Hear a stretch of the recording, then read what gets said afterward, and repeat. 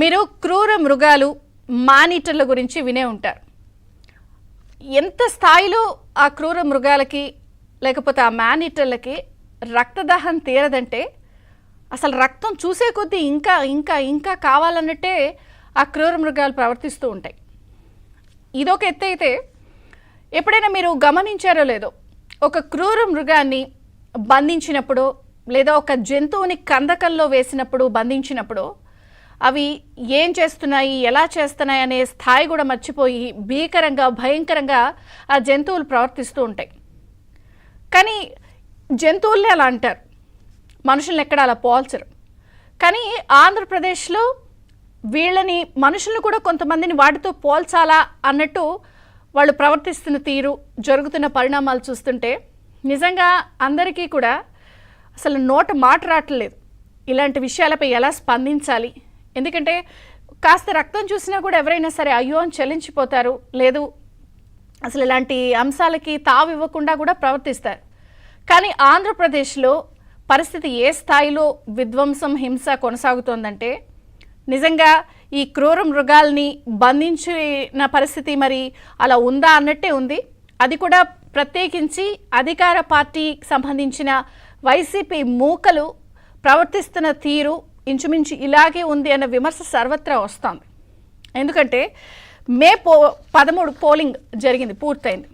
సామాన్యంగా పోలింగ్కి ముందు కొంత హింసాత్మక ఘటనలు ఉంటాయి, లేకపోతే వాళ్ళకి వీళ్ళకి మధ్య కొంత వైరి వర్గం ఉంటుంది. కాబట్టి నువ్వా నేనా రే రే అని చెప్పి ఇలా కొట్టుకునే పరిస్థితి ఉంటుంది. కానీ పోలింగ్ పూర్తయిపోయింది, ఇవాళ 18వ తేదీ, 5 రోజులు అవుతుంది. కానీ ఎక్కడా కూడా హింస ఆగని పరిస్థితి, విధ్వంసాలు.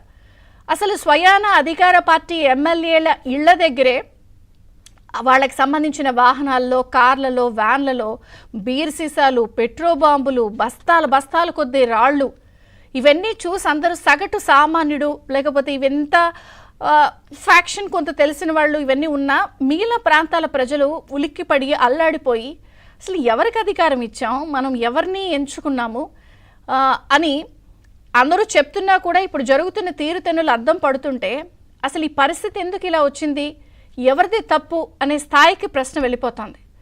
అసలు స్వయాన అధికార పార్టీ ఎమ్మెల్యే ఇళ్ల ముందే వాహనాల్లోనే రాళ్ళు, రాడ్లు, కర్రలు, పెట్రోల్ బాంబులు, అసలు ఇవన్నీ కూడా ఆడా మగ అని తేడా లేకుండా పలానా వాళ్ళకు ఓటేశారా, కూటమికి ఓటేశారా, టీడీపీకి ఓటేశారా అని ఈడ్చి మరి ఆడలేదు మగలేదు వాళ్ళని ఏ స్థాయిలో హింసిస్తున్న పరిస్థితి ఉందంటే స్వయాన ఎలక్షన్ కమిషన్, కేంద్ర ఎలక్షన్ కమిషన్ సీరియస్ అయింది. సిఎస్ని, డీజీపీని ఢిల్లీ రండి, అసలు మీరు వివరణ ఇవ్వండి, ఎందుకు ఈ పరిస్థితిలో జరుగుతుందని చెప్పి వాళ్ళని వివరణను కోరారు.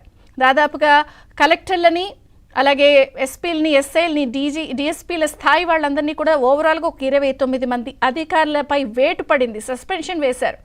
ఈ పరిస్థితికి ఎందుకు వస్తుంది, పోలింగ్ తర్వాత ఈ విధ్వంసం ఏంటి, అసలు మీరు కనీసం ఆఫీసర్లైనా, ట్రైన్ అయిన ఆఫీసర్లైనా ఎందుకు ఈ పరిస్థితి వస్తుందని వారిపైన సీరియస్ అయిన పరిస్థితి. ఒక చిత్తూరు, ఒక చంద్రగిరి, లేకపోతే పల్నాడే కాకుండా ఏపీ వ్యాప్తంగా ఆ మూల శ్రీకాకుళం వరకు కూడా వివిధ జిల్లాల్లో ఇటువంటి ఘటనలు పునరావృతం అవడం, ఇటువంటి ఘటనలు జరుగుతున్నాయని వార్తలు రావడం సగటు సామాన్యుడు ఆంధ్రప్రదేశ్లో అసలు మనం బీహార్లో ఉన్నామా లేదా ఈశాన్య రాష్ట్రాల్లో ఉన్నామా, జనరల్గా ఇలాంటివి వింటూ ఉంటాం మనం. అక్కడ ఈశాన్య రాష్ట్రాల్లో కొంత ఉద్రిక్తత ఉంది, ఆందోళనలు కొనసాగుతున్నాయి, లేదా బీహార్లో 2 వర్గాల మధ్య ఇలా జరిగింది అనే వార్తలు వింటూ ఉంటాం. కానీ ఒక బీహార్, ఒక ఈశాన్య రాష్ట్రాల పరిస్థితి కూడా దాటిపోయేంత విధ్వంసం, హింస, విధ్వంసకాండ, రాళ్ళు, లేకపోతే కత్తులతో దాడులు, ఒక మాచర్లలో అయితే అసలు అటు ఇటు ఇళ్ల మధ్యలో దాడులు చేసుకోవడాలు, ఇవన్నీ ఒక ఎత్తు అయితే కొంతమంది అధికార పార్టీ ఎమ్మెల్యేలని గృహ నిర్బంధం చేశారు పోలీసులు. ఎవరో కాదు, మాచర్లకి సంబంధించిన పిల్లెల్లి బ్రదర్స్ని. కానీ వాళ్ళ అజ్ఞాతంలోకి వెళ్ళిపోవడం అంటే అసలు మరి కాపలా కాస్తున్న పోలీసులే వాళ్ళని తప్పించారా, అధికార యంత్రాంగం వాళ్ళకి సహకరిస్తుందా? అసలు ఆంధ్రప్రదేశ్లో ఇంటెలిజెన్స్ నిఘా విభాగం కన్నా కూడా ఈ 5 ఏళ్ళు పోలీస్ డిపార్ట్మెంట్లోనే వేగుల్ని తయారు చేసుకుని, లేకపోతే వాళ్ళకి సంబంధించి ఒక సపరేట్ ఇంటెలిజెన్స్ వ్యవస్థను తయారు చేసుకున్నారు అన్న ప్రశ్నలు కూడా ఉత్పన్నమవుతున్నాయి. అసలు ఆంధ్రప్రదేశ్లో ఏం జరుగుతోంది, ఎందుకు ఈ స్థాయిలో ఉంది అనేది ఒక ఎత్తు అయితే, మరొక పక్కన స్ట్రాంగ్ రూముల దగ్గర భద్రత విషయంలో కూడా కొంత గొడవగానే ఉంది. అటు చంద్రగిరిలో పులవర్తి నాని కూడా స్ట్రాంగ్ రూమ్ల విషయంలో అక్కడ పోలీసులకి వారికి మధ్య గొడవ జరిగిన ఘటన. ఇటు గుంటూరు జిల్లా పల్నాడులో కూడా ధూళిపాళ్ల నరేంద్ర వెళ్ళి ఈ స్ట్రాంగ్ రూమ్ల దగ్గర వాళ్ళు అప్పుడే బయటికి వెళ్ళడం, ఆ తతంగం అంతా చూస్తే ఘర్షణ జరిగింది. ధూళిపాళ్ల నరేంద్ర మీదే తిరిగి కొంత పోలీసులు గట్టిగా మాట్లాడిన వ్యవహారం చూసాం.